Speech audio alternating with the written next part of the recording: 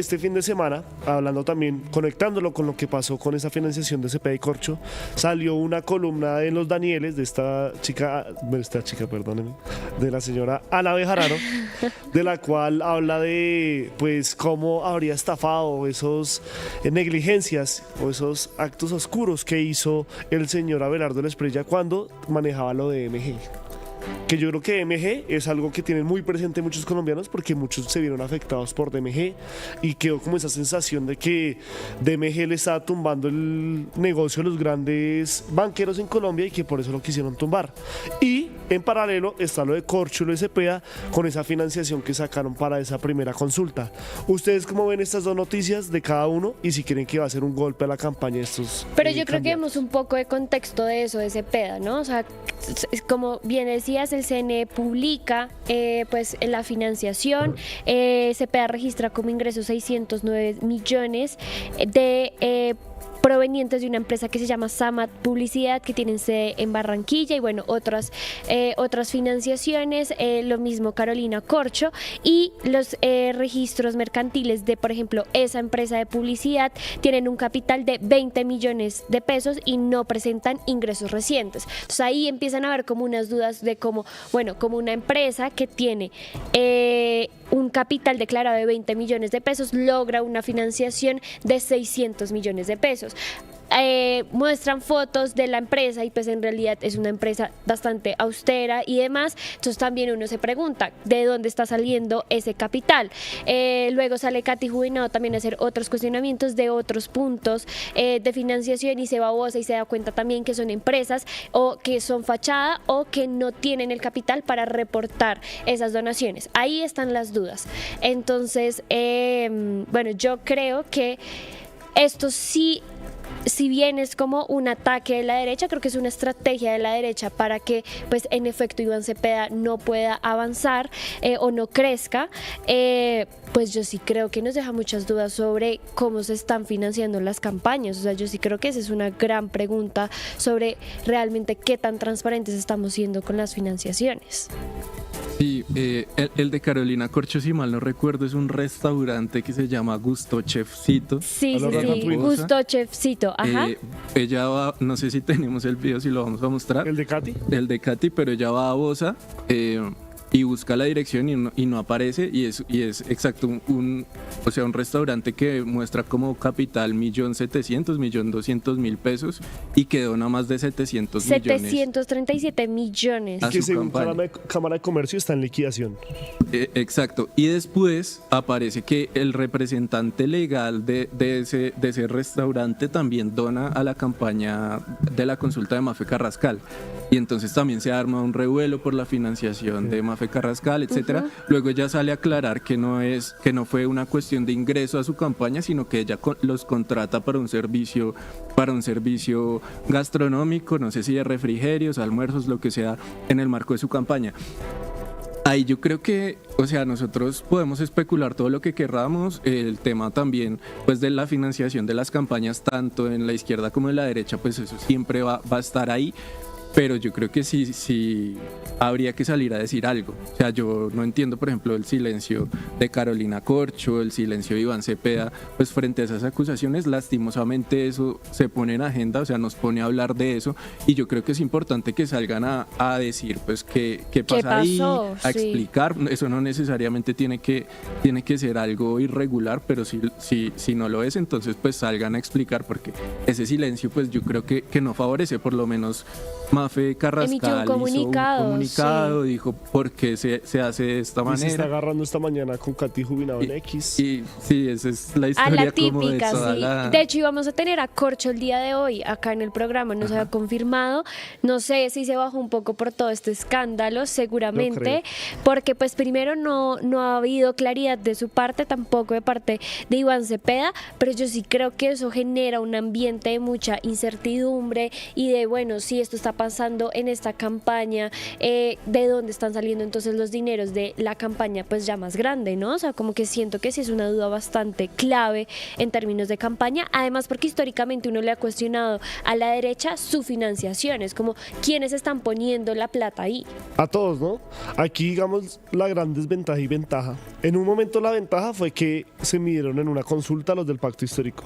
En este momento la desventaja es que los únicos que pues, o sea, como solo fue la consulta de ellos, los únicos que se le pueden sacar ese tema de financiamiento Es a ellos, son a los del exacto, pacto ajá. histórico. Ahora, la pregunta que a mí me surge es, ¿realmente esto impacta en la sociedad frente a la intención de voto? Yo la verdad no lo veo tan fuerte. O sea, ustedes lo que dicen, uno se pregunta, deberían salir a decir y demás, pero yo creo que si lo dejan unas semanitas, si pasan otras noticias, Donald Trump vuelve, la gente se va a olvidar. Pero lo de Abelardo, al contrario, lo de MG, sí me parece que está resonando harto. Le están haciendo harta batalla y sobre todo también de la misma derecha, porque el fuego amigo en la derecha de estriparse como él quería a la izquierda, sí está de una manera tenaz. Y yo creo que esto de la financiación no lo he escuchado como mucho en lo popular de las personas. No sé ustedes si tienen esa misma visión de que realmente electoralmente, porque una cosa es como uno la reputación como tenga de candidato y demás, y nosotros que estamos interesados en estos temas, pero realmente si a los votantes de Iván Cepeda les afectará un poco esta noticia.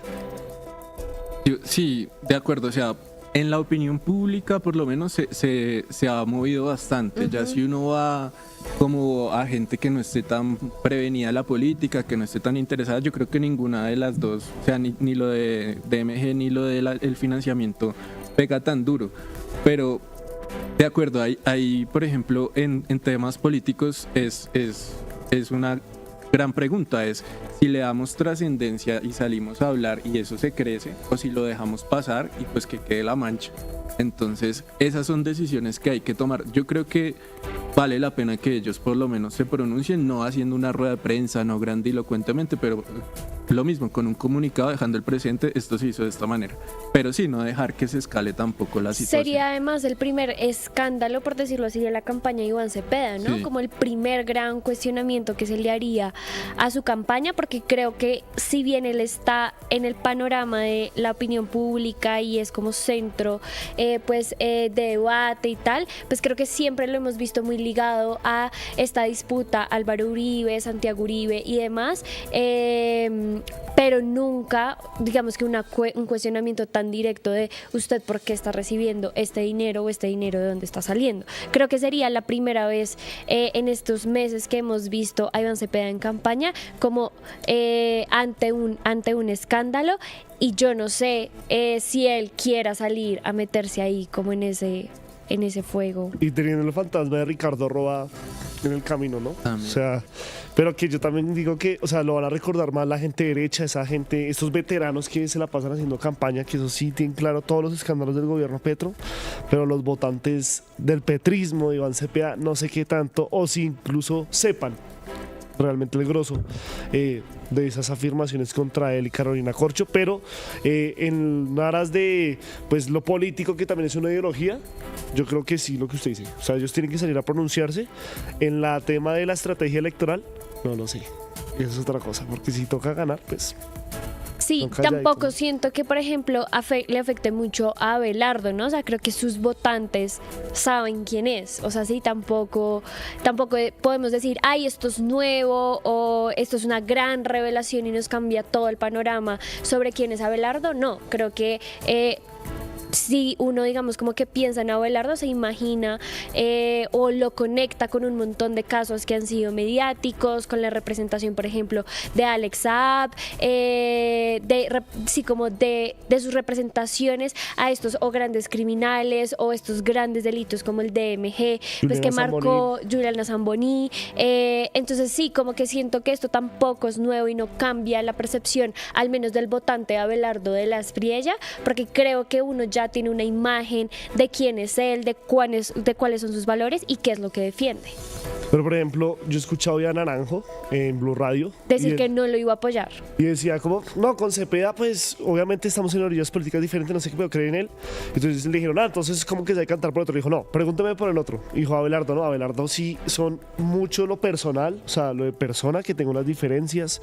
Podemos tener algo políticamente que nos acerque, pero en lo personal nada. Y yo creo que eso representa mucho esos votos que se están jugando, los del centro. Por ejemplo, si están como las dos opciones, que muchos quedaron en eso, la vez pasada como, uy, Rodolfo o Petro, ¿quién es el menos peor? Para muchas personas fue así. Entonces, Abelardo o Iván Cepeda, yo creo que eso al final sí puede pesar en esa segunda vuelta. Como pensarse, uy, un man que le pone voladores a gatos, o un man que representó a los paramilitares, o que Sí, presuntamente pero yo tumbó hablo a como de David estas Murcia. revelaciones, esta columna de Ana Bejarano, como que no siento que en realidad impacte. Ahorita a sus votantes. Sí, los a sus de- votantes, o sea, no creo que sea lo suficientemente grande. Como yo creo que la derecha sí ha empezado a marcar un poco de distancia con Abelardo, era lo que yo hablaba hace unos programas y era, vale, como que sale Álvaro Uribe a apoyar a Abelardo de la Espriella, pero no sé si toda la derecha se sume tan fácilmente a la campaña de Abelardo en Sí, una estamos viendo que segunda, no. es en una segunda vuelta, ¿no? Yo creo que el panorama de segunda vuelta puede ser bastante complejo y creo que puede ser una derecha un poco forzada, pero sin duda hay una derecha que no se traga a Abelardo y creo que eso es un problema. Para sumarle un poco a lo que dice Mariana, a veces los escándalos pegan duro y a veces no. O sea, es interesante también cuando sí, cuando no. Si uno se fija, hace 4 años, lo que fue la segunda vuelta a Rodolfo Petro, los escándalos de Rodolfo Hernández le jugaron mal. O sea, esos videos en el yate Sí. besándose como con una mujer muy joven, digamos, sus histerias con sus trabajadores, etcétera, le jugaron mal. O sea, había muchas mujeres que votaban es para que no quedara ese man en la presidencia, porque es un impresentable. Pero después uno se da cuenta, por ejemplo, en la presidencia de Uribe, un tipo que estuvo lleno de escándalos, o sea, la presidencia de Uribe estuvo llena de escándalos y el man nunca bajó del 50% en popularidad. Entonces, cuando hay personajes tan cimentados con una narrativa tan fuerte como lo que fue el uribismo hace ya 20 años, los escándalos pareciera que no franquean a ese candidato. Pero cuando hay candidatos que apenas están surgiendo, que son débiles, que de pronto se hacen una voz distinta, pues a veces sí le pueden pegar. Yo estoy de acuerdo con que Abelardo de la Espriella ha crecido políticamente casi que denigrando de los demás. O sea, es un tipo que hablaba mal de la comida típica colombiana, es un tipo que hablaba mal de los pobres, es un tipo que básicamente se cagaba en todo literalmente. Hasta en Dios. Exacto. Se declaraba ateo, ahora es el tipo más cristiano, creyente. Entonces yo no sé si un escándalo de corrupción le pegue a él. O sea, yo no sé si un votante de Abelardo de la Espriella le importe pues que esté metido en vainas raras. O sea, un poco eso es él. Y así ha Pero sí crecido. creo que en Colombia el votante no le importa nada. O sea, el votante en verdad firme, así le digan, vea, le muestren y demás, en donde dice, no, yo sigo firme con mi elección, con Petro, con Uribe, con el que sea. Y yo voy hacia los que se están disputando, hacia la opinión pública. O sea, Es que yo creo que el voto informado es un privilegio también. O sea, como que siento que el debate y la discusión de propuestas, de ideas y demás, sí creo que es de una clase muy privilegiada. O sea, como que siento que esto que estamos haciendo, por ejemplo, acá o las personas que nos pueden escuchar, pues sí creo que responde a un privilegio de poder tener el tiempo de sentarse a pensar y a escudriñar en ideas, sin escándalos y en posturas y demás, y en cómo nos acercamos a la política, ¿no? Qué acercamiento tenemos a estos candidatos y con qué nos estamos encontrando, porque de pronto mi único acercamiento con Abelardo ha sido un video en TikTok o una valla, ¿sí? O sea, como que siento que ahí sí varía mucho los modos de la política y cómo me estoy acercando yo a la política cotidianamente, ¿no? O sea, como que siento que eso es un poco la discusión de, bueno, Ana Bejarano saca esta columna, pero ¿cuántos realmente pudieron leer la columna de Ana Bejarano y si se volvió realmente noticia? Creo que, por ejemplo, hay otros escándalos en esta contienda que se han vuelto, digamos que más polémicos. Creo que uno que costó demasiado fue el de Juan Daniel Oviedo y las mujeres pariendo, ¿no? Como que siento que ese, por ejemplo, al ser como una persona que estaba emergiendo en términos de la opinión y tal, le costó bastante en términos de pues su candidatura. Y yo repito, creo que a Abelardo esto no le significa mucho en términos de sus votantes. Tenemos encuesta en el chat para que la vayan respondiendo las personas que están conectadas con nosotros en este momento. Si las elecciones fueran mañana, ¿usted por quién votaría? Vamos a hacer nuestro sondeo, no le llamamos encuesta, nuestro sondeo. Está Iván Cepeda, Abelardo de la Espriella, Roy Barreras y Paloma Valencia. Ush, y eso que el community es fajardista y no lo puso ahí. Me llama poderosamente la atención. Aquí también le pido a Master que ponchemos un momento mi computador, porque aquí creo que también yo he insistido mucho en que esta es la otra encuesta que deberíamos estar pensando, que le están pensando sobre todo la derecha, en una eventual pérdida de la presidencia, y que es fundamental para los 4 años como lo hemos visto, y es el Congreso de la República. Aquí sin intención directa de voto al Congreso, ¿por qué partido político es más probable que vote usted? Me llama poderosamente la atención, como se diría, que el pacto histórico lidere con el 23%, pero no sabe, no responde. Sería el segundo ítem que también tiene mayor margen, y es el 22%. O sea, yo creo que esto nos habla de una pérdida de poder de los partidos políticos, y ya no estamos ante esta gran disputa de liberales conservadores, ya no estamos ante estos grandes partidos tradicionales que representaban unas ideas, que nos peleábamos por el color. O sea, yo creo que con los años sí los partidos políticos han perdido mucha fuerza, además porque vemos partidos todo el tiempo que creándose, uniéndose, dando avales. Tenemos, por ejemplo, al de oxígeno. Ese oxígeno es el el oxígeno le da aval a todo el mundo. Entonces sí, yo creo que la disputa de partidos ya no es esta gran entidad que representa unas ideas, que tiene unas convicciones, sino que responde más a unas estructuras, a unos personalismos. Entonces tenemos, no sé, un Cambio Radical con Germán Vargas Lleras, tenemos un Centro Democrático con Álvaro Uribe Vélez, pero creo que ya no es esta figura como del partido y respaldo y me hago activista, o sí, como los respaldo ya como una institución. Sí, son más personajes, ¿no? O sea, Sí. Uribe pasó del partido de la U al Centro Democrático y la gente siempre fue el uribismo. Sí. Pero aquí pues la vuelta también es que en 48 días no solo se va a votar por la consulta, también se va a votar por quienes Las dentro de 4 legislativas, años va a sí, estar en el es Congreso. cierto. Y realmente que la del segundo ítem del 22% sea no sabe, no responde, a mí me comprueba la teoría de que la gente solo tiene en su cabeza el tema de la presidencia y el tema del Congreso, y ese lo tiene de un lado, y ahí se van a dar grandes disputas. Sí, yo igual de esta gráfica también lo que ustedes decían son como las marcas de los partidos, porque pues ahí digamos que los 2 primeros son los que van por lista cerrada, los que yo reconozco el partido y voy a votar por ese, y ya los demás se decantan en candidatos. Entonces si a mí me preguntan, ¿usted votaría por el Partido Verde? No, yo no votaría por el Partido Verde. Pero si me preguntan, ¿usted votaría por Katy Jubinado? Yo digo, no, pero hay gente que diría que sí. ¿Cómo así? Sí, pero nos dejo así.